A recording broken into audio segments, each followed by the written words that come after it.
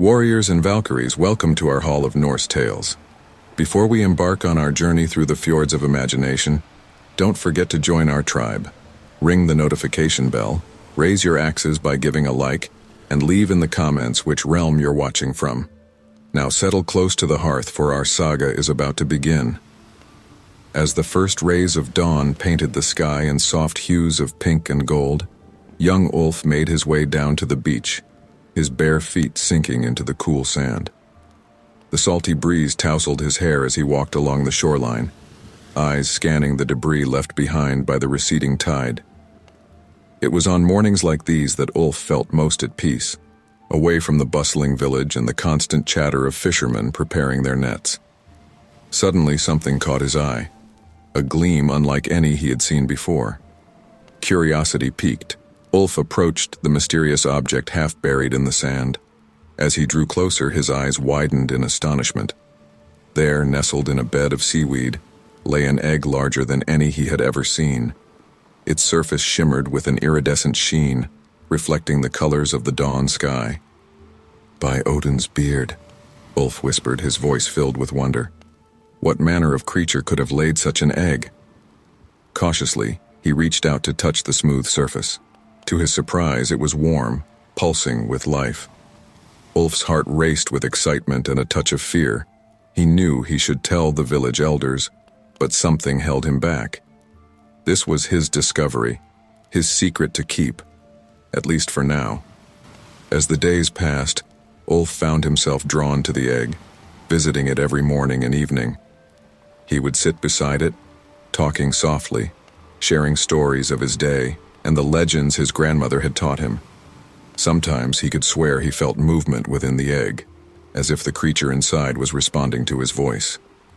On the seventh day, as Ulf approached his usual spot, he noticed something different. Tiny cracks had begun to appear on the egg's surface. His breath caught in his throat as he realized what was happening. It was hatching. "Hello there," Ulf said softly, his voice trembling with anticipation. "Don't be afraid. I'm here." As if in response, the cracks widened, and a small serpentine head emerged. Its eyes, large and filled with an ancient wisdom, locked onto Ulf's. For a moment, time seemed to stand still. "Welcome to the world, little one," Ulf whispered, his voice filled with awe. The creature, a serpent unlike any Ulf had ever seen, slowly wriggled free from its shell. Despite its size, which was already as long as Ulf's arm, there was a gentleness to its movements, a curious innocence in its gaze. Ulf's mind raced. He knew the legends, the stories of Jormungandr, the Midgard serpent. Could it be? But this creature seemed so small, so vulnerable. How could it be the fearsome beast of myth? As if sensing his thoughts, the serpent let out a soft, melodious sound, almost like a purr. Ulf couldn't help but smile. "You're not so scary, are you?" he said, reaching out slowly. The serpent nuzzled his hand, its scales cool and smooth against his skin. "I think I'll call you Ur. How does that sound?" Ur responded with another gentle sound, coiling around Ulf's arm. The boy laughed, feeling any remaining fear melt away. Over the next few days, Ulf spent every spare moment with Ur, watching in amazement as the serpent grew rapidly.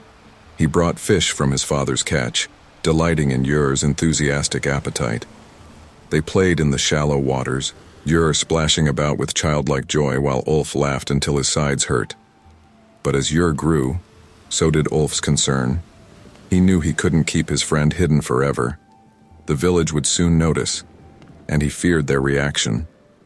One evening, as the sun dipped below the horizon, painting the sky in vibrant oranges and purples, Ulf sat with Ur on their favorite rock outcropping. The serpent, now as long as a fishing boat, rested its head in Ulf's lap. "Ur," Ulf began, his voice heavy with emotion, "I think it's time for you to return to the sea. You're getting too big for this shore, and I'm afraid of what might happen if the villagers find you." Ur lifted its head, those wise eyes seeming to understand every word. It let out a low, mournful sound that brought tears to Ulf's eyes. "I know, my friend. I'll miss you too. But the ocean is your true home.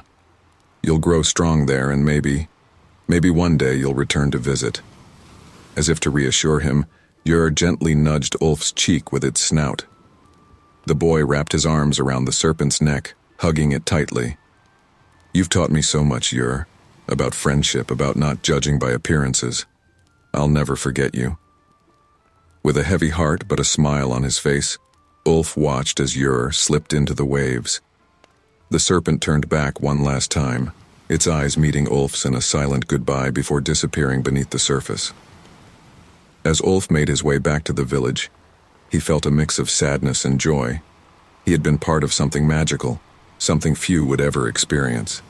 And though Ur was gone, the lessons learned and the memories made would stay with him forever. From that day forward, Ulf looked at the sea differently. Every unusual wave or mysterious splash held the possibility of his friend. And on quiet nights when the moon was full and the tide was high, he could swear he heard a familiar melodious sound carried on the breeze, a reminder that even the mightiest of creatures begin small and innocent, and that true friendship knows no bounds. The small fishing village of Fjordholm nestled against the rugged coastline, its wooden houses weathered by salt and time. Here, where the land met the sea in an eternal dance, young Astrid found herself drawn to the shore each day, her bare feet leaving imprints in the damp sand as she walked. On this particular morning, as the mist rolled in from the sea, Astrid noticed something unusual. There, half buried in the sand, lay an enormous egg, its surface shimmering with an otherworldly iridescence. Curiosity overcame caution as she approached, her heart pounding with excitement. "Hello there," she whispered, kneeling beside the egg. "Where did you come from?" As if in response, a soft humming emanated from within the egg, barely audible above the lapping waves. Astrid leaned closer, her ear almost touching the smooth surface. "Shh! Listen!" came a voice, so faint it might have been the wind. "Listen to the stories of the sea." Astrid gasped, pulling back. "Who said that? Who's there?" The humming grew louder, and suddenly Astrid found herself enveloped in a world of sound. The crash of waves became words. The whistle of the wind transformed into melodies. It was as if the egg had unlocked a hidden language, one that had always been there but just beyond her comprehension. Day after day, Astrid returned to the egg, spending hours listening to its whispers. She learned of ancient sea creatures, of sunken cities, and of the delicate balance that kept the oceans alive. The egg spoke of currents that circled the globe, and of tiny creatures that sustained entire ecosystems. One afternoon, as storm clouds gathered on the horizon, Astrid sat with her back against a rock, the egg nestled in her lap. "Tell me," she said, her voice filled with wonder, "what's it like beneath the waves?" The egg's surface rippled, and Astrid felt as if she were plunging into the depths. In her mind's eye, she saw forests of kelp swaying in unseen currents, schools of fish moving as one great organism, and creatures of such bizarre beauty that she gasped in awe. "The sea is a world of endless wonder," the egg whispered, "but it is also fragile, in need of protection and understanding." As weeks passed, Astrid's connection to the sea grew stronger. She found she could understand the calls of seabirds, could sense approaching storms before the first clouds appeared. The villagers began to notice the change in her, some with curiosity, others with suspicion. One evening, as Astrid sat by the egg, her father approached. His weathered face was creased with concern. "Astrid, my child," he said gently, "the villagers are talking. They say you spend too much time alone on the beach, speaking to the waves." Astrid looked up at him, her eyes shining with an inner light. "Oh, Papa," she said, her voice filled with excitement. "If only you could hear what I hear. The sea has so many stories to tell, so much wisdom to share." Her father knelt beside her, placing a calloused hand on her shoulder. "Astrid, I worry about you. These are just fancies, imaginings." But Astrid shook her head, taking her father's hand. "No, Papa, it's real. Here, listen with me." Reluctantly, her father leaned in, pressing his ear to the egg's surface. For a moment there was nothing but silence. Then, faintly at first but growing stronger, came the hum. His eyes widened as the sounds of the sea transformed into words, into stories. "By Odin's beard," he whispered, pulling back in shock. "How is this possible?" Astrid smiled, her eyes twinkling. "The egg is a gift, Papa. It's teaching me the language of the sea." In the days that followed, word spread through the village. At first, many were skeptical, but as Astrid began to share her knowledge, predicting the movements of fish, warning of approaching storms, the villagers began to listen. One morning, as the sun rose over the fjord, Astrid sensed a change. The egg's humming had taken on a different tone, more urgent, more insistent. She placed her hands on its surface, feeling a tremor run through it. "What is it?" she asked, concern coloring her voice. "What's wrong?" The egg's voice, when it came, was filled with both sadness and hope. "My time here is ending, dear Astrid. I must return to the sea." Tears welled up in Astrid's eyes. But I've learned so much, there's still so much more to know." "You have learned well," the egg soothed. "Now it is your turn to teach, to share the wisdom of the waves with others." As if summoned by an unseen force, the tide began to rise, lapping at the base of the egg. Astrid stood, watching as the water slowly lifted her friend, her teacher. "Will I ever see you again?" she called out as the egg began to drift away. The answer came on the wind, soft but clear. "Listen to the waves, Astrid. I will always be there, in the whispers of the sea." As the egg disappeared beneath the surface, Astrid felt a profound sense of loss, but also of purpose. She turned to find the entire village gathered on the beach watching in awe. "Come," she said, her voice carrying with a new authority. "There is much I have to teach you about the sea, about our place in this great web of life." From that day forward, Astrid became known as the voice of the sea. She taught the villagers to fish sustainably, to read the moods of the ocean, and to respect the delicate balance of marine life. Under her guidance, Fjordholm prospered, becoming a model of harmony between humans and the sea. And on quiet nights, when the moon was full and the tide was high, those who listened closely might hear a familiar humming carried on the breeze, a reminder that the wisdom of the waves was always there, waiting for those willing to listen. In the small coastal village of Ravenholm, nestled between towering cliffs and the vast, unpredictable sea, life had always been dictated by caution. The villagers, hardened by generations of battling harsh elements and uncertain harvests, viewed change with suspicion and the unknown with fear. It was into this world of deeply ingrained wariness that young Eric, the fisherman's son, stumbled upon something that would challenge everything his community held true. On a misty morning, as Eric combed the beach for driftwood, his eyes fell upon an object so extraordinary it stopped him in his tracks. There, half buried in the sand, lay an egg of impossible size, its surface shimmering with an otherworldly iridescence. "Great Odin's ravens," Eric whispered, his heart pounding. He knew immediately that this was no ordinary find. This was something out of legend, something that could change everything. With trembling hands, he touched the egg's smooth surface. It was warm, pulsing with life. Eric's mind raced. He had to tell someone, but who? The elders would demand its destruction. His peers might mock him or, worse, try to harm the egg out of fear. As if sensing his dilemma, the egg trembled slightly beneath his palm. Eric made his decision. "Don't worry," he murmured to the egg. "I'll protect you." For days, Eric kept his discovery secret, visiting the egg at every opportunity. He built a shelter of driftwood and seaweed to hide it from prying eyes. But as the egg grew larger, emitting a soft, pulsing glow at night, Eric realized he couldn't keep it hidden forever. It was Astrid, his closest friend, and the village healer's apprentice, who first noticed the change in him. "Eric," she confronted him one evening as he sneaked away from the village. What are you hiding? You've been acting strange for days. Eric hesitated, torn between his desire for secrecy and his trust in Astrid. Finally, he sighed. Come with me, he said. But you have to promise to keep an open mind. As Eric unveiled his secret, Astrid's eyes widened in a mix of wonder and fear. Is that what I think it is? She whispered. Eric nodded solemnly.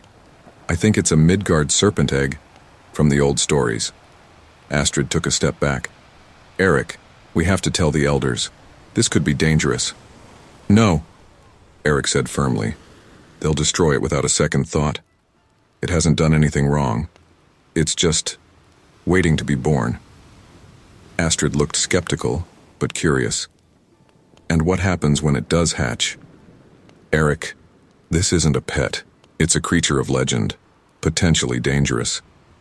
I don't know, Eric admitted, but I do know that acting out of fear never leads to anything good. We have a chance here to understand something incredible. Their debate was cut short by a gasp behind them.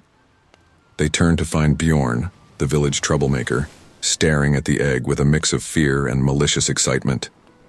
Wait, Eric called as Bjorn turned to run, but it was too late. Within hours, the entire village was in an uproar. The village square was packed, angry voices rising above the constant crash of waves.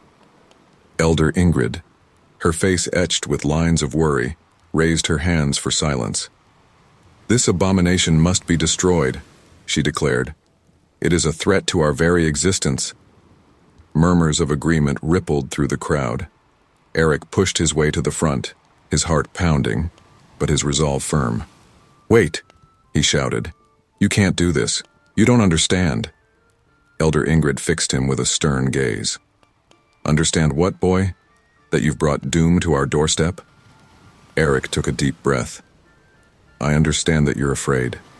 We all are. But think about it. This egg found its way to our shore. Maybe it's not a curse, but a gift. A chance to learn, to grow beyond our fears. Astrid stepped forward, standing beside Eric. He's right, she said, her voice trembling slightly but growing stronger. Our legends speak of the Midgard serpent as a force of nature, neither good nor evil. What if, by showing kindness instead of fear, we could gain an ally instead of an enemy? The crowd muttered, uncertainty replacing some of the anger. Eric pressed on. I've been watching over this egg for days. It's not a threat. It's a new life, as vulnerable and in need of protection as any of our own children. A tense silence fell over the gathering. Then, unexpectedly, old Magnus, the village storyteller, spoke up. The lad speaks wisdom beyond his years, he said, his voice creaky but clear. Our ancestors faced the unknown with courage, not cowering. Have we forgotten their example? Slowly, the mood of the crowd began to shift. Questions replaced demands for destruction. Curiosity overcame fear. As the sun set, painting the sky in brilliant hues, the village of Ravenholm made a decision that would change them forever. Under Eric and Astrid's guidance, the villagers began to take turns watching over the egg. Children would sit near it singing songs and telling stories. Fishermen would bring offerings of fish, wondering what such a creature might eat when it hatched. Weeks passed, and the egg grew larger, its glow brightening. The village held its breath in anticipation. And then, one stormy night, it happened. The egg began to crack, a melodious trill emanating from within.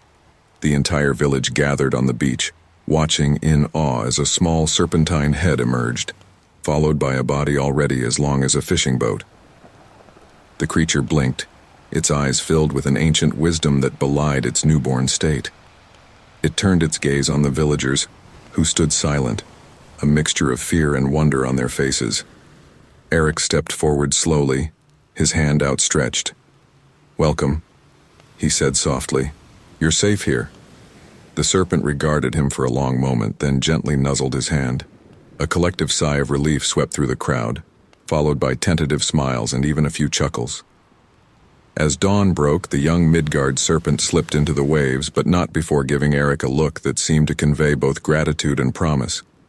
The villagers watched it go, a sense of pride replacing their former fear. From that day forward, Ravnholm was changed. The village became known far and wide as a place of open minds and brave hearts. Their fishing boats never capsized, no matter how rough the sea.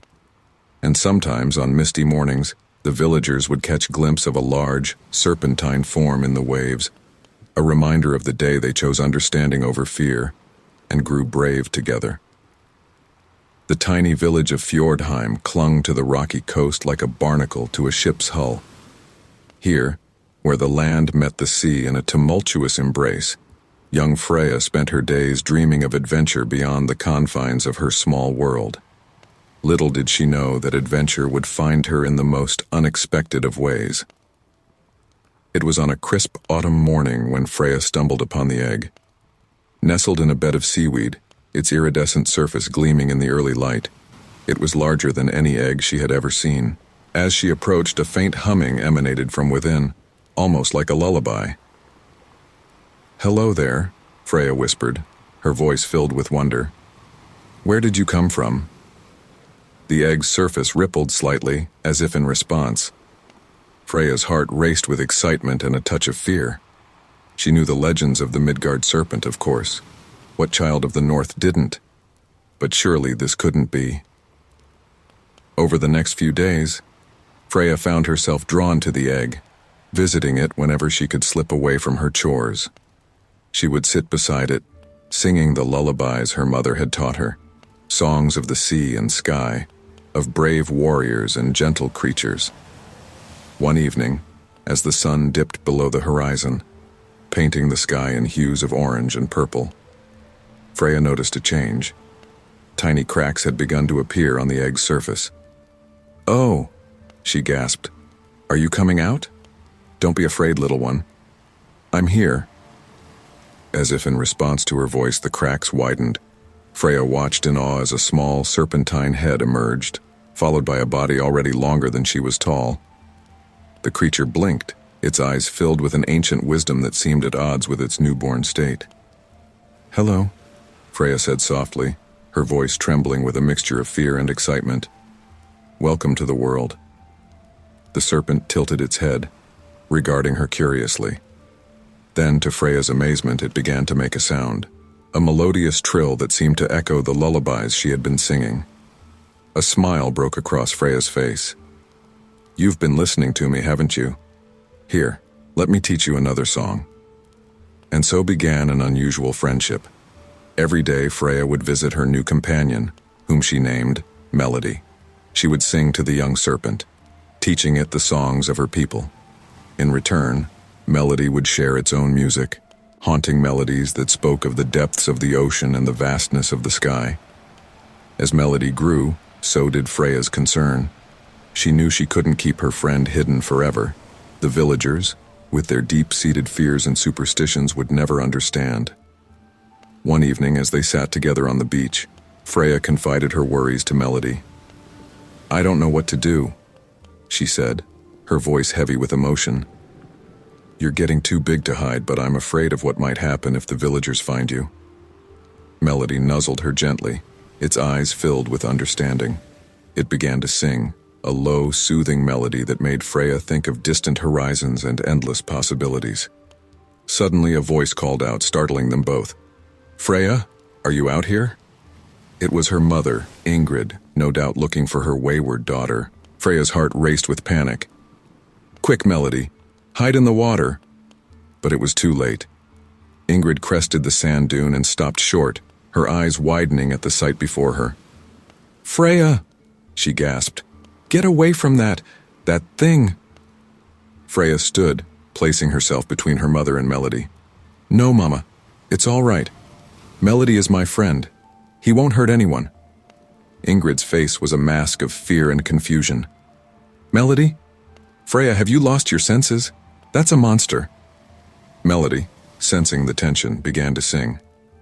It was a gentle lullaby, one that Freya recognized as the first song she had ever sung to the egg. As the beautiful notes filled the air, Ingrid's expression slowly changed from fear to wonder. "That song," she whispered. "How does it know that song?" Freya smiled, reaching out to stroke Melody's scales. I've been singing to him since he was in his egg, Mama. He's not a monster. He's just different and beautiful. Ingrid took a hesitant step forward, her eyes never leaving Melody. It's really not dangerous? No, Mama, Freya assured her. Melody is gentle and kind. He loves music, just like we do. As if to prove her point, Melody began another song. This one a traditional Norse lullaby that Ingrid used to sing to Freya when she was a baby. Tears welled up in Ingrid's eyes as she listened. Oh, Freya, she said softly. What have you gotten yourself into? Over the next few weeks, Ingrid helped Freya keep Melody a secret while they figured out what to do. They would visit the beach together, singing with Melody, and marveling at the creature's rapid growth and intelligence. But they knew they couldn't keep Melody hidden forever. As the young serpent grew to rival the size of the fishing boats, whispers began to spread through the village of strange songs heard on the wind and massive shapes seen in the waves. Finally, on the night of the harvest moon, Freya knew it was time. With heavy hearts, she and Ingrid went to the beach to say goodbye to their unusual friend. You have to go now, Melody, Freya said, her voice choked with tears. You're too big for this little cove. You need to explore the wide ocean. Melody let out a mournful trill, nuzzling both Freya and Ingrid gently. Ingrid, her own eyes glistening, began to sing a farewell song. Freya joined in, their voices blending with Melody's in a hauntingly beautiful harmony that seemed to make the very air shimmer. As the last notes faded, Melody slipped into the waves. It turned back one last time, its eyes meeting Freya's in a silent goodbye before disappearing beneath the surface. Freya stood on the shore long after Melody had gone, her mother's arm around her shoulders. Do you think we'll ever see him again? She asked. Ingrid smiled, looking out at the moonlit sea. I don't know, my love, but I do know this. The songs you shared will stay with both of you forever. And who knows? Perhaps on quiet nights, if we listen closely, we might hear a familiar melody carried on the waves. From that day forward, the village of Fjordheim was changed. The fishermen would sometimes speak of a friendly presence in the water, guiding them safely through storms. And on calm evenings, the villagers would gather on the beach to sing, their voices carrying out over the water, a reminder of the summer when they learned that music could bridge the gap between the most unlikely of friends. The small village of Krokanes nestled at the base of a majestic fjord, its wooden houses and fishing boats dwarfed by the towering cliffs that surrounded them. For generations, the villagers had lived in harmony with the sea, respecting its power and relying on its bounty. But in recent years, things had begun to change. The fish were fewer, the waters more polluted, and strange ships sometimes appeared on the horizon, their intentions unknown. It was into this world of growing uncertainty that young Sina, the daughter of the village chief, discovered something extraordinary. On a misty morning, as she walked along the pebbled shore, her eyes fell upon an object that seemed to glow with an inner light. There, half buried in the sand, lay an egg larger than any she had ever seen. By the gods, Sina whispered, her heart racing. What manner of creature could this belong to? As she knelt beside the egg, a warmth spread through her fingers. It was alive, pulsing with potential. Without fully understanding why, Sina knew she had to protect it. Over the next few weeks, Sina visited the egg daily, watching in awe as it grew larger and its glow intensified. She kept her discovery a secret, fearing the reaction of the villagers if they knew. One stormy night, as thunder rolled across the fjord, Sina heard a crack. She raced to the shore, her cloak whipping in the wind, to find the egg splitting open. From within emerged a creature straight out of legend, a serpent, already as long as a fishing boat, with scales that shimmered like the northern lights. Hello there, Sina said softly, her voice barely audible above the storm. Welcome to our world. The serpent turned its gaze upon her, eyes filled with an ancient wisdom. To Sina's amazement, she heard a voice in her mind, clear as a bell. Greetings, young one, I am Jormungandr, guardian of the waters. I have been called forth in your time of need. Sina's eyes widened. Jormungandr? But you're supposed to be enormous, encircling the entire world. The serpent made a sound that might have been laughter. Legends grow in the telling, little one. I am as big as I need to be, and right now this fjord needs a protector. Over the following days, Sina and Jormungandr formed an unlikely alliance. The young girl would bring news of the village and the fjord, while the serpent shared its deep knowledge of the sea and its creatures. One afternoon, as they sat together on a hidden beach, Sina confided her worries. The fish are disappearing, Jormungandr, and there are strange ships that come in the night dumping things into the water. The elders don't know what to do. Jormungandr's eyes narrowed. These are indeed troubling times. But remember, Sina, the sea has faced challenges before. With wisdom and courage, balance can be restored. But how? Signa asked, her voice tinged with frustration. I'm just a girl. What can I do? You underestimate yourself, Jormungandr replied. Your connection to this land, to these waters, is strong. Together we can make a difference. And so began their secret campaign to protect the fjord. Jormungandr would patrol the waters, guiding fish back to their spawning grounds and frightening off the illegal fishing vessels. Signa, armed with the serpent's knowledge, began to educate the villagers about the delicate balance of marine life. At first, the villagers were skeptical of Sina's newfound expertise, but as the fish began to return and the waters grew clearer, they started to listen. One evening, as the village council met to discuss the recent changes, Sina's father, Chief Magnus, turned to his daughter. Sina, you've spoken of these matters with a wisdom beyond your years. Tell us, where does this knowledge come from? Sina took a deep breath. It was time for the truth. Father, honored elders, there's something I need to show you. Leading the council to the hidden cove, Sina called out, Jormungandr, it's time to meet my people. The water churned, and Jormungandr rose from the depths, his massive form gleaming in the setting sun. Gasps of fear and awe echoed from the gathered villagers. Great Odin, Chief Magnus exclaimed, Signa, what have you done? But before fear could take hold, Jormungandr spoke, his voice resonating in all their minds. People of Krokanes, do not be afraid. I am here as a friend, a protector of these waters that you call home. Over the next hours, as the sky darkened and stars appeared, Jormungandr and Signa explained everything.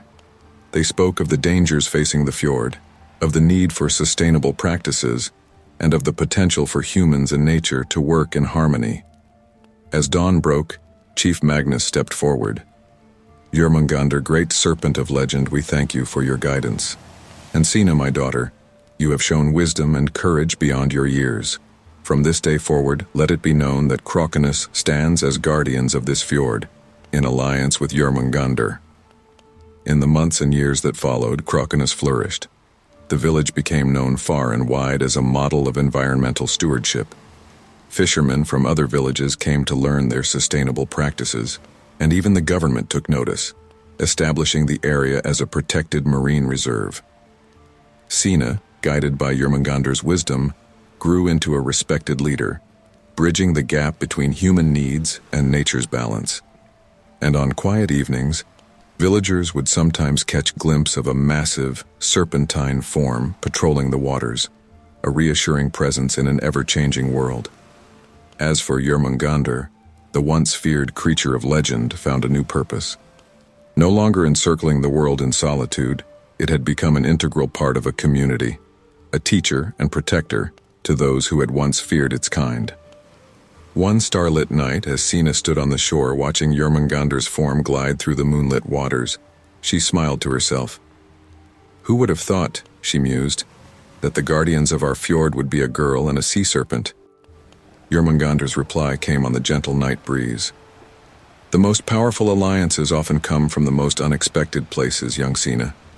Together, we have shown that when humans and nature work as one, there is no challenge too great to overcome. And so, under the watchful eyes of a legendary serpent and a visionary young leader, the fjord and its people continued to thrive, a living testament to the power of understanding, respect, and the unbreakable bond between all living things.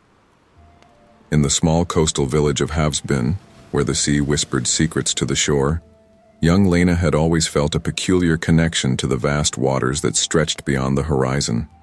Her nights were filled with vivid dreams of underwater realms, but nothing could have prepared her for the discovery that would change her life forever. It was on a misty morning, as Lena combed the beach for interesting shells and driftwood, that she stumbled upon the egg. Nestled in a bed of seaweed, its surface shimmered with an otherworldly iridescence, pulsing gently as if alive with ancient magic. "Oh my," Lena gasped, her eyes wide with wonder. "What are you?" As her fingers gently brushed the egg's smooth surface, a jolt of energy surged through her body. In that instant, Lena's mind was flooded with images of vast underwater cities, creatures both beautiful and terrifying, and the rhythmic song of the deep ocean. Over the next few days, Lena found herself drawn to the egg, visiting it whenever she could slip away from her chores. Each time she touched it, new visions filled her mind, as if the egg was sharing the secrets of the sea.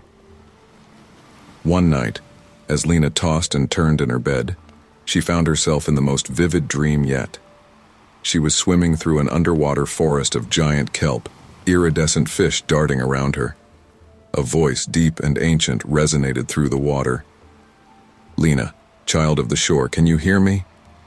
Lena spun around, searching for the source of the voice. "Yes. Who are you?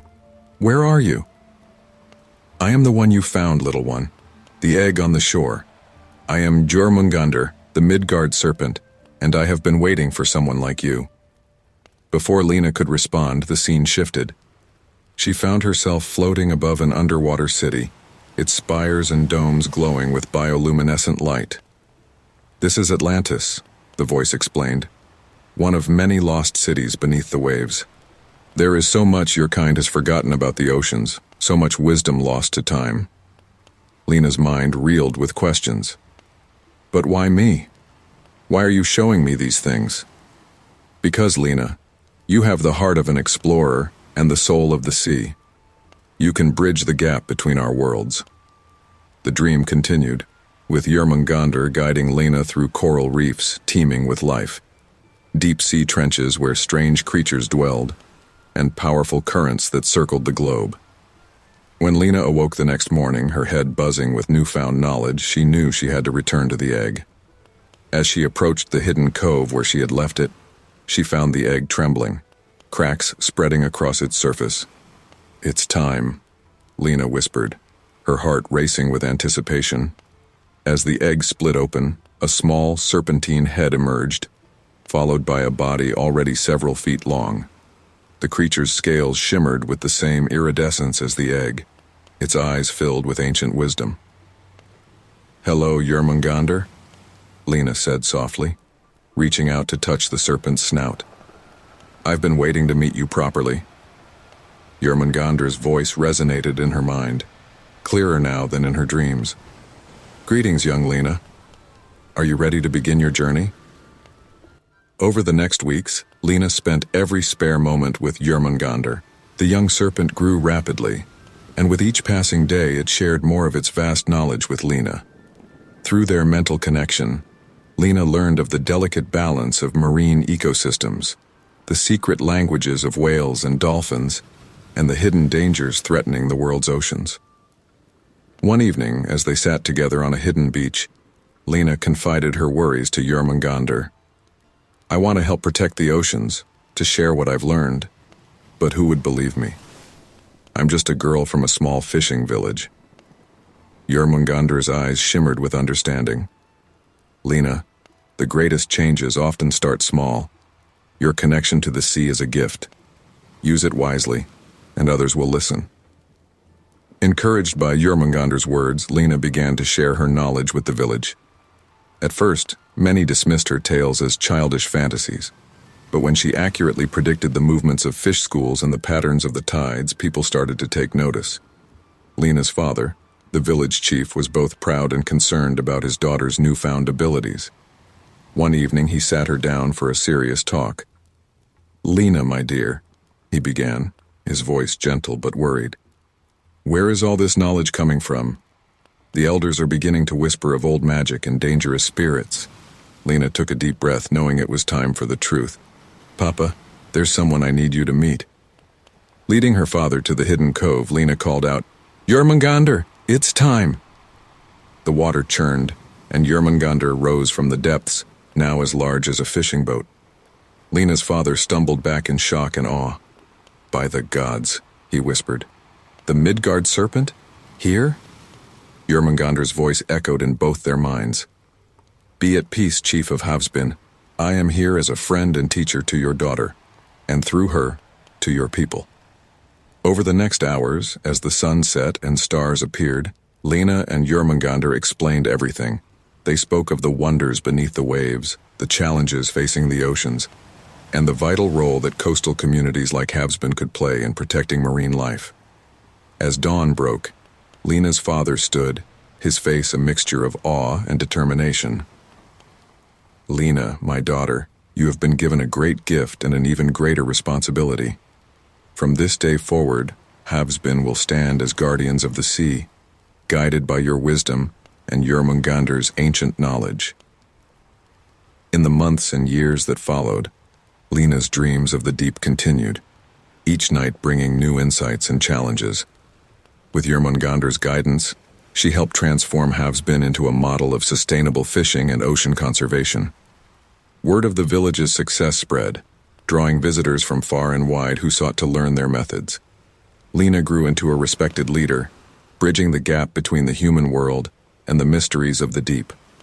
And on quiet nights, when the moon was full and the tide was high, those who listened closely might hear the melodious song of a great serpent, calling to the young woman who had become its closest friend and ally. As for Jörmungandr, the once feared creature of legend found a new purpose. Through Lena, it could share its vast knowledge and work to protect the waters it had guarded for eons. One starlit evening, as Lena stood on the shore watching Jörmungandr's massive form glide through the moonlit waters, she smiled to herself. "Who would have thought," she mused, "that my dreams would lead to all of this?" Jörmungandr's reply came on the gentle night breeze. "Dreams, dear Lena, are but the first step on the path of discovery. It is what we do with those dreams that truly matters." And so, guided by ancient wisdom and youthful determination, Lena and Jörmungandr continued their work, guardians of the deep and protectors of the delicate balance between land and sea. Their story became legend, whispered around campfires and passed down through generations, a tale of unlikely friendship, hidden wonders, and the enduring power of dreams. In the small fishing village of Strandvik, nestled between towering fjords and the vast, unpredictable sea, life had always been a delicate balance of respect for tradition and the harsh realities of survival. It was into this world of deeply ingrained beliefs and superstitions that young Magnus, the lighthouse keeper's son, stumbled upon something that would challenge everything his community held true. On a misty morning, as Magnus scoured the shoreline for debris after a particularly violent storm, his eyes fell upon an object so extraordinary it stopped him in his tracks. There, half buried in the sand, lay an egg of impossible size, its surface shimmering with an otherworldly iridescence. "Great Odin's beard," Magnus whispered, his heart pounding. What manner of creature could have laid this? As he reached out to touch the egg, a warmth spread through his fingertips, and he could have sworn he felt a pulse of life within. Magnus knew immediately that this was no ordinary find. This was something out of legend, something that could change everything. For days, Magnus kept his discovery secret, visiting the egg whenever he could slip away from his duties. He built a small shelter of driftwood and seaweed to protect it from prying eyes and the harsh elements. But as the egg grew larger, emitting a soft, pulsing glow at night, Magnus realized he couldn't keep it hidden forever. It was Ingrid, the village elder's granddaughter and Magnus's closest friend, who first confronted him about his strange behavior. "Magnus," she said one evening as he tried to sneak away, What are you hiding? You've been acting odd for days." Magnus hesitated, torn between his desire for secrecy and his trust in Ingrid. Finally, he sighed. "Come with me," he said. "But you have to promise to keep an open mind." As Magnus unveiled his secret, Ingrid's eyes widened in a mix of wonder and fear. Is that what I think it is?" she whispered. Magnus nodded solemnly. "I think it's a Midgard serpent egg, from the old stories."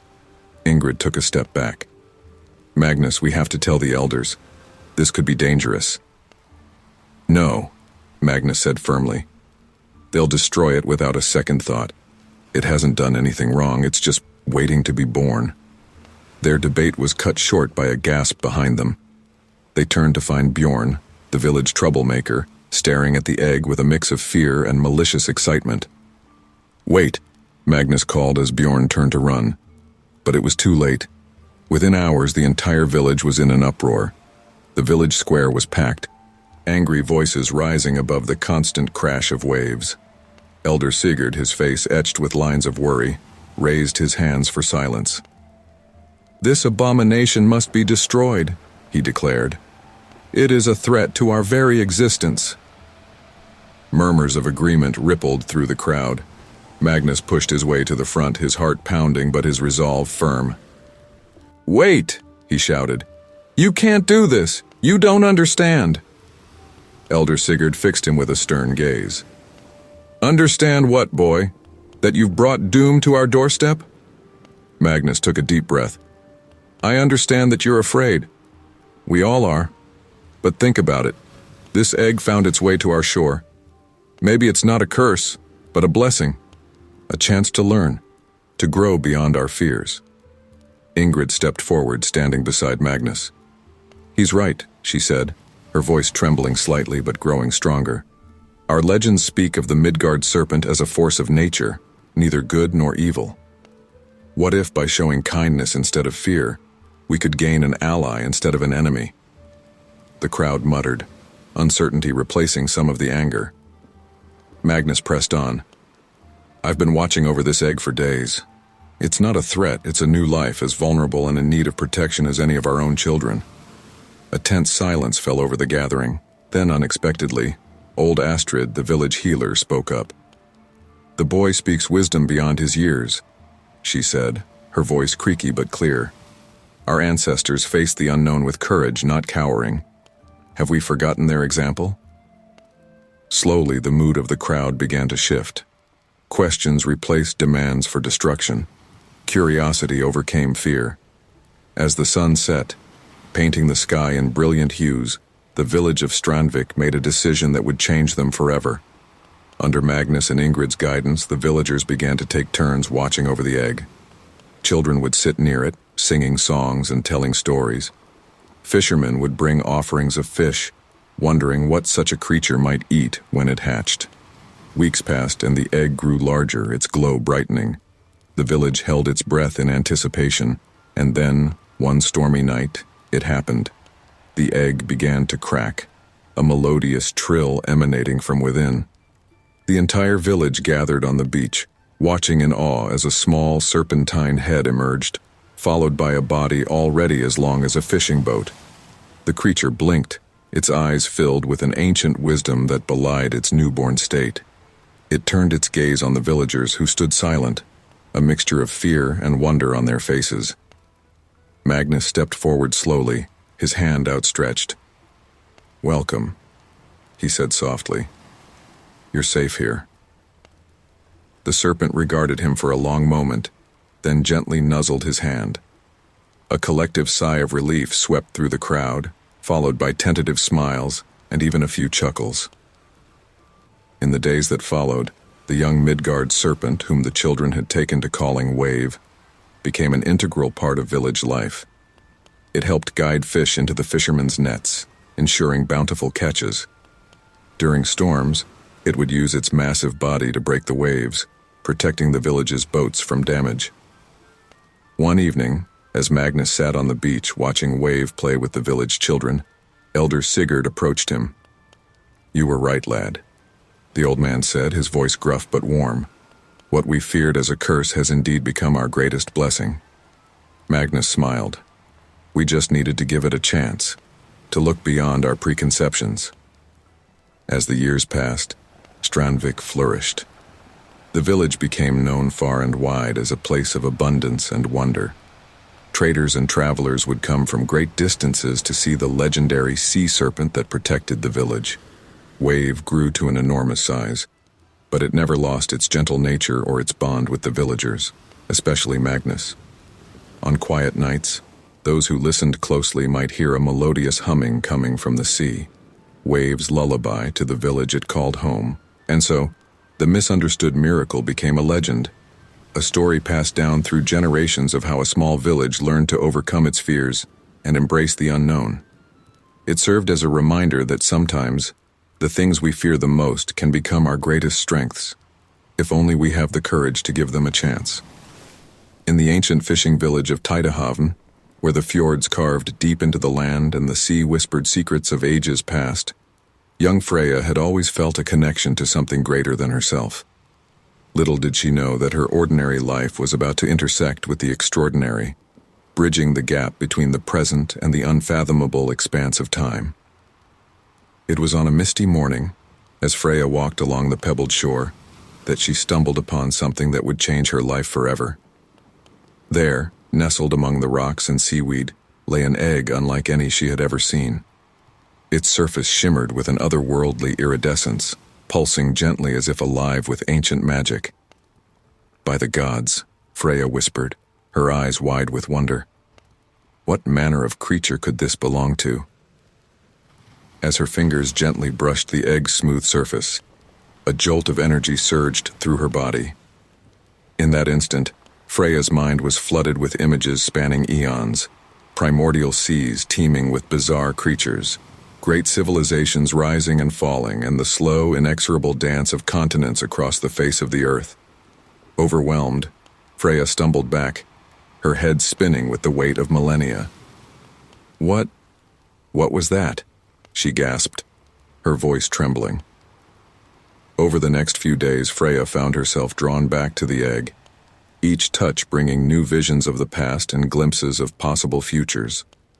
She kept her discovery secret, fearing the reaction of the villagers if they knew. One evening, as she sat beside the egg, watching the sun dip below the horizon, she heard a voice, ancient and powerful, yet somehow gentle. Child of the present, you have found me at last. Freya looked around, startled. Who's there? Who's speaking? The voice seemed to come from everywhere and nowhere at once. I am Jormungandr, the Midgard serpent, keeper of time and memory, and you, young Freya, have been chosen. Chosen? For what? Freya asked, her voice a mix of fear and curiosity. To be a bridge between the ages, to understand the echoes of eternity that shape your world. As the days passed, Freya spent every spare moment with the egg, learning from Jormungandr. Through their connection, she witnessed the birth of stars and the death of galaxies, the first stirrings of life on Earth and the great extinctions that reshaped the planet time and again. One afternoon, as Freya sat on the beach, her mind reeling from a particularly vivid vision of the future, her best friend Astrid approached. Freya? Are you all right? Astrid asked, concern etched on her face.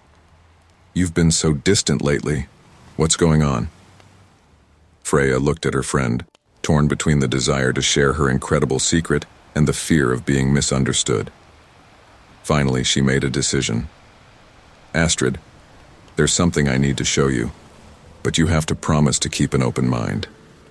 Leading Astrid to the hidden cove where she had kept the egg, Freya revealed her secret. Astrid's eyes widened in amazement as she took in the shimmering egg. Is that what I think it is? Astrid whispered. Freya nodded. It's the egg of Jormungandr, the Midgard serpent, and it's been showing me everything. As Freya touched the egg, inviting Astrid to do the same, both girls were suddenly plunged into a vision of Tidahavn's past. They saw the first settlers arriving in longships, the building of the village, the hardships and triumphs of their ancestors. When the vision faded, Astrid stumbled back, her face pale. "By the gods, Freya, this is incredible, but also terrifying. What does it all mean?" Freya shook her head. "I'm not sure yet, but I think we're meant to learn from it, to understand our place in the grand tapestry of time." As word of Freya's discovery spread through the village, reactions were mixed. Some feared the egg and the knowledge it brought, while others were curious and eager to learn more. The village elder, Olaf, called a meeting to discuss the situation. As Freya stood before her community, she felt the weight of ages upon her shoulders. "Young Freya," Olaf began, his voice grave, "you claim this egg has shown you visions of the past and future. How can we be sure this is not some trick or dark magic?" Freya took a deep breath, drawing strength from the countless generations she had witnessed in her visions. "Elder Olaf, honored members of Tidahaven, what I've seen is not magic, but memory. The memory of the earth itself, carried within the Midgard serpent." She went on to describe some of her visions, speaking of the village's founding and events from its history that no one her age could possibly know. The crowd murmured in amazement. "But why?" someone called out. "Why has this knowledge come to us now?" Freya's voice grew stronger as she answered. "To remind us of our place in the vast expanse of time. To show us that our actions today echo through eternity, shaping the world to come." Over the following weeks, under Freya's guidance, the villagers began to interact with the egg, each touch bringing new understanding of their history and their potential future. Fishermen learned of ancient spawning grounds long forgotten, leading to bountiful catches. Farmers gained insight into weather patterns and crop cycles, ensuring better harvests. As the egg grew larger, pulsing with an ever brighter glow, Freya knew that soon Jörmungandr would emerge into the world. On the night of the summer solstice, under a sky ablaze with stars, the egg finally hatched. The villagers watched in awe as Jörmungandr, already as large as a longship, emerged from the shell. Its scales shimmered with the light of distant galaxies, its eyes deep pools of cosmic wisdom. Jörmungandr's voice resonated in the minds of all present. "People of Tidahaven, you stand at a crossroads of time. The knowledge I have shared is both a gift and a responsibility. Use it wisely, for your actions will shape the ages to come." As Jörmungandr slipped into the sea, promising to return when needed, Freya felt a profound sense of purpose wash over her. She turned to face her village, no longer just a young girl, but a keeper of time's greatest secrets. "We have been given a great gift," she said, her voice carrying across the hushed crowd. "The wisdom of ages past and the potential of futures yet to come. Let us use this knowledge to build a better world, not just for ourselves, but for all who will follow in our footsteps." From that day forward, Tidahaven was transformed. It became a place of learning and innovation, where the lessons of the past informed the decisions of the present. Freya, guided by her connection to Jörmungandr, became a respected leader and teacher, helping her people navigate the complex tapestry of time. And on quiet nights, when the aurora danced across the sky, those who listened closely might hear the whisper of scales against water, a reminder that the echoes of eternity were always there, waiting for those wise enough to listen and learn. In the coastal village of Monvik, where the northern lights danced across the sky and the sea sang its eternal song, young Elias had always felt a special connection to the moon. Its gentle light seemed to whisper secrets to him, secrets of the vast ocean and the mysteries it held. Little did he know that on one fateful night, the moon would lead him to a discovery that would change his life and the fate of his village forever. It was on the night of the full moon, as Elias walked along the silvery shore, that he stumbled upon something extraordinary. There, nestled in a bed of moonlit foam, lay an egg larger than any he had ever seen. Its surface shimmered with an otherworldly iridescence, pulsing gently in rhythm with the lapping waves. "Great Odin," Elias whispered, his eyes wide with wonder. "What marvel is this?" As he reached out to touch the egg, a warm, tingling sensation spread through his fingers. In that moment, Elias felt a presence in his mind, ancient and wise. "Young one," a voice resonated in his thoughts. "You have been chosen." Elias stumbled back, startled. Who's there?" "I am Jormungandr, the Midgard serpent," the voice replied. "And you, Elias of Munvik, have found my egg." Over the next few weeks, Elias spent every moment he could spare with the egg, learning from the entity within. Jormungandr shared knowledge of the seas, of currents and creatures, of the delicate balance that sustained all life in the ocean.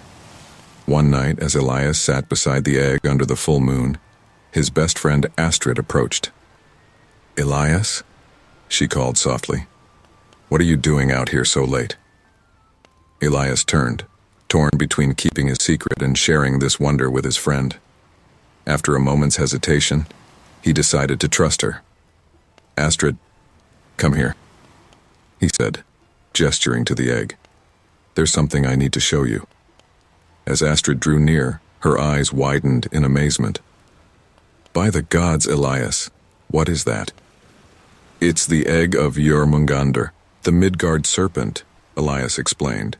"And it's been teaching me about the sea, about how everything is connected." Astrid looked skeptical. "The Midgard serpent? Elias, that's just a legend." Suddenly, the egg pulsed brightly, and Astrid gasped as she felt the presence of Jormungandr in her mind. "Legends, young Astrid," the ancient voice rumbled, "often have their roots in truth." From that night forward, Elias and Astrid became the guardians of the egg, visiting it every night under the moon's watchful gaze. They learned of the threats facing the ocean, overfishing, pollution, the changing climate, and of the role they could play in protecting their watery world. As the egg grew larger and its glow intensified, Elias and Astrid knew they couldn't keep their secret forever. The village had been struggling with poor fishing harvests and increasingly violent storms. It was time to share what they had learned. On the night of the next full moon, they led the village elders to the hidden cove where the egg rested. Elder Magnus, his face etched with lines of worry, spoke first. "Children, what is the meaning of this? What have you brought us to see?" Elias stepped forward, his voice steady despite his nervousness. "Elder Magnus, honored elders of Munvik, we have discovered something miraculous. This is the egg of Jormungandr, the Midgard serpent, and it has been sharing its wisdom with us." Murmurs of disbelief and fear rippled through the group. Elder Ingrid, her voice sharp with skepticism, challenged them. "Do you expect us to believe such a tale? The Midgard serpent is a myth, a story to frighten children." At that moment, as if in response to her doubt, the egg pulsed brightly, bathing the cove in an ethereal light. The voice of Jormungandr filled their minds, rich with the wisdom of ages. "People of Munvik," it intoned, "your children speak the truth.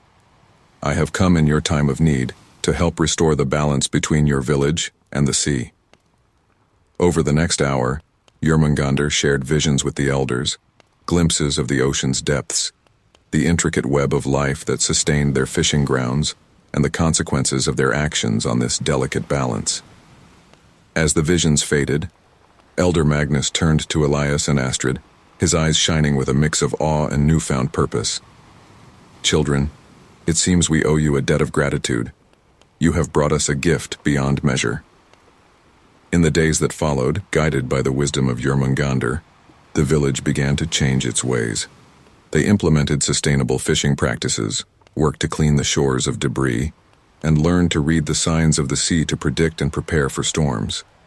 Finally, on the night of the summer solstice, under a moon so bright it turned night into day, the egg began to hatch. The entire village gathered on the beach, watching in awe as Jormungandr emerged, its serpentine body already as long as the largest fishing boat. Elias stepped forward, his heart pounding with a mixture of excitement and sadness. He knew this moment would bring change, perhaps even separation from the being he had come to see as a friend and mentor. "Jormungandr," he said, his voice carrying across the hushed crowd, We thank you for your guidance. Will you be leaving us now?" The great serpent turned its gaze upon Elias, its eyes deep pools of ancient wisdom. "Young Elias, brave Astrid, people of Monvik," it spoke, its voice resonating in their minds. "My physical form must return to the depths, for that is my realm. But I will always be a part of these waters that sustain you." Jormungandr lowered its head, bringing it level with Elias and Astrid. "On this night, under the light of the moon that has watched over us, I make you this promise. I will always protect this fjord and its people, so long as you continue to respect and care for the sea." Elias and Astrid reached out, placing their hands on Jormungandr's snout. In that touch they felt the power of the promise, a bond between the village and the sea that would endure for generations.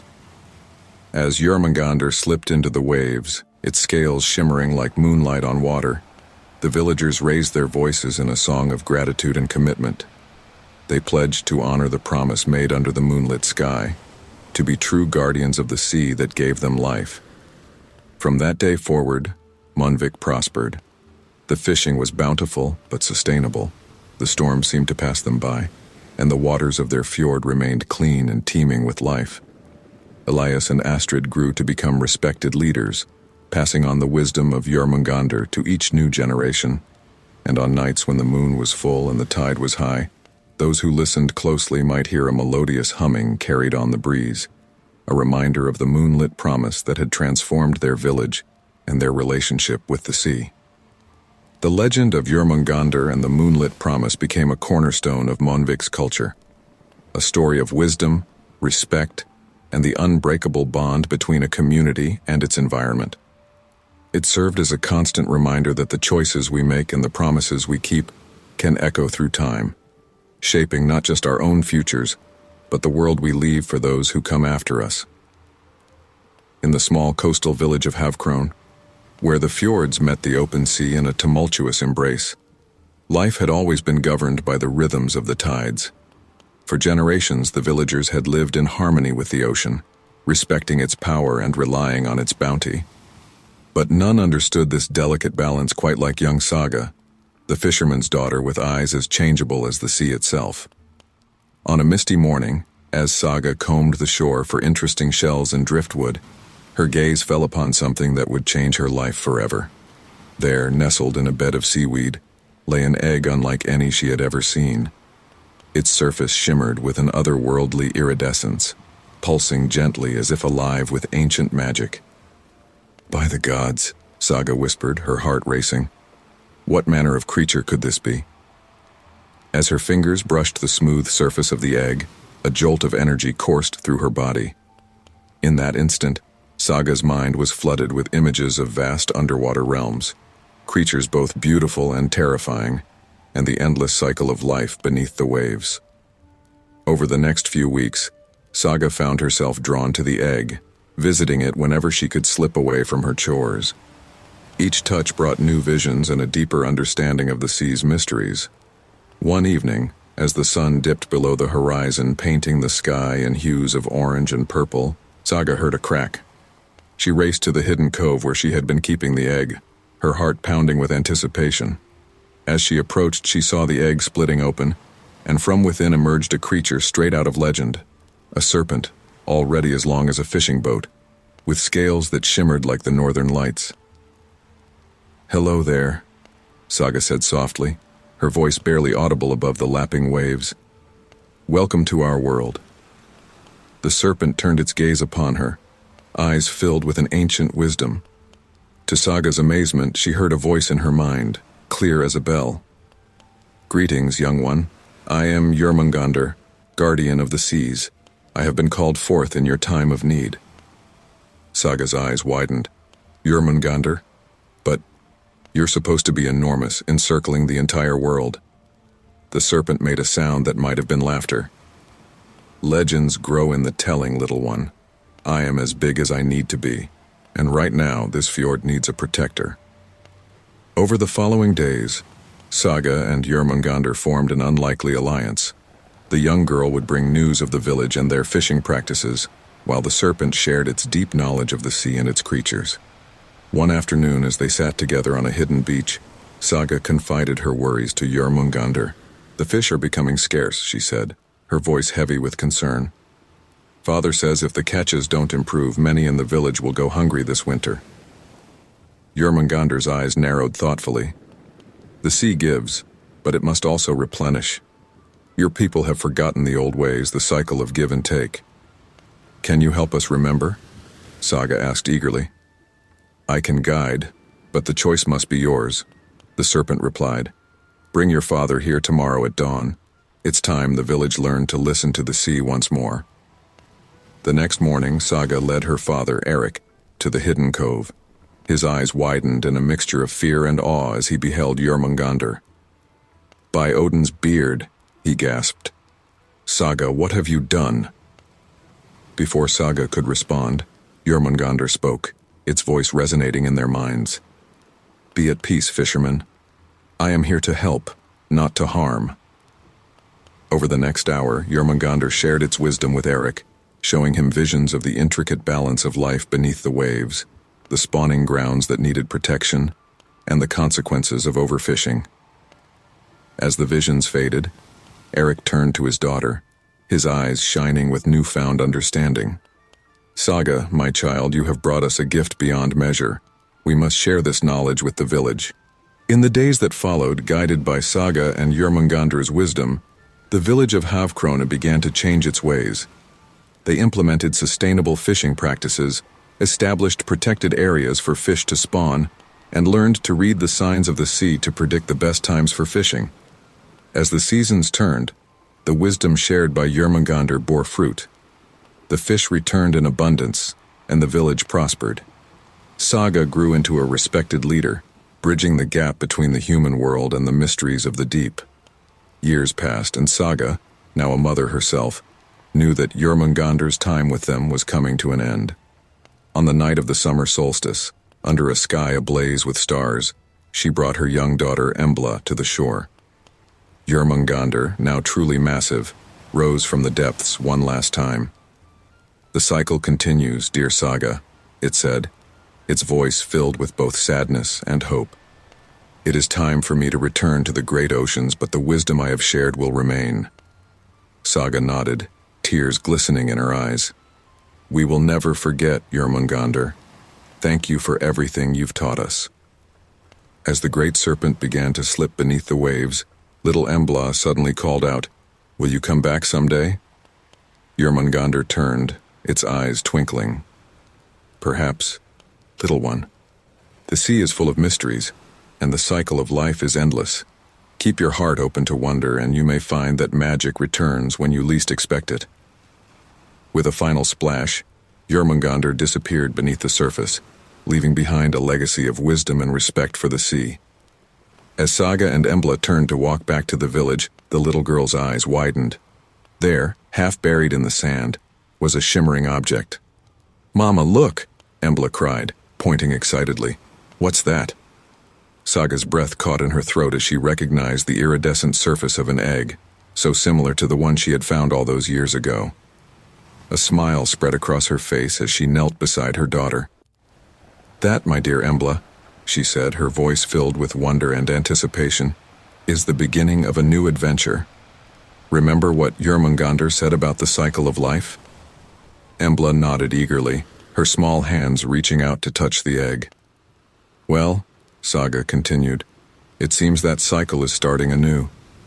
Are you ready to learn the secrets of the sea just as I did? As Embla's fingers brushed the egg's surface, her eyes widened with wonder, and Saga knew that the cycle of wisdom, respect, and harmony with the sea would continue through her daughter and the generations to come. And so, the legend of Jormungandr and the cycle of the seas lived on in Havkrona, a testament to the enduring connection between humans and the vast, mysterious oceans that sustained them. It served as a reminder that endings are but new beginnings, and that the wisdom of the past can guide us towards a brighter, more harmonious future.